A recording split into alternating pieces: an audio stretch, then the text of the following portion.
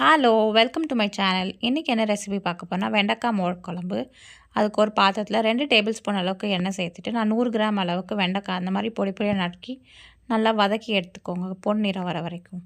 இது வதங்குற கேப்பில் நம்ம ஒரு பேஸ்ட் அரைக்கணும். அதுக்கு பச்சரிசி வந்து 2 டேபிள் ஸ்பூன், கடலைப்பருப்பு 1 டேபிள் ஸ்பூன் தண்ணியில் ஊற வச்சுருக்கேன் 15 நிமிஷத்துக்கு. அது நல்லா வடிச்சிட்டு தேங்காய், சோம்பு அண்ட் 2 பச்சை மிளகா சேர்த்துட்டு தண்ணி ஊற்றி நல்லா பேஸ்ட்டை அரைச்சி எடுத்துக்கலாம்.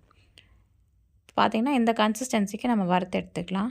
இதோட நான் வந்து அரை கப் அளவுக்கு தயிர் சேர்த்துக்கிறேன். அரை கப் தயிருக்கு 3/4 லிட்டர் அளவுக்கு தண்ணி ஊற்றி நல்லா அடித்து வச்சுக்கோங்க. அதுக்கப்புறமா 1 டேபிள் ஸ்பூன் அளவுக்கு எண்ணெய் சேர்த்துட்டு கடுகு, கொஞ்சமாக சீரகம், சோம்பு, கருவேப்பிலை எல்லாம் சேர்த்துக்கோங்க.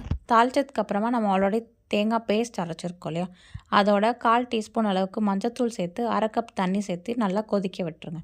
ஒன்ஸ் அந்த மசாலா திக் ஆனதுக்கப்புறமா 1 டேபிள் ஸ்பூன் அளவுக்கு பெருங்காயத்தூள் சேர்த்துட்டு நம்ம ஆல்ரெடி தயிர் கடைஞ்சி வச்சுருப்போம் இல்லையா, அதையும் நம்ம வந்து அந்த பேஸ்ட்டோடு ஆட் பண்ணிக்கலாம். ஆட் பண்ணிவிட்டு நம்ம வெண்டைக்காய் வதக்கி வச்சுருக்கோம் இல்லையா, அதையும் ஆட் பண்ணிவிட்டு 1 டேபிள் ஸ்பூன் அளவுக்கு உப்பு சேர்த்திட்டு இதை வந்து மோர் குழம்பு வந்து நல்லா கொதிக்க விடக்கூடாது. இந்த ரெசிபிக்கு ஜஸ்ட் ஒரு கொதி வந்தால் போதும்.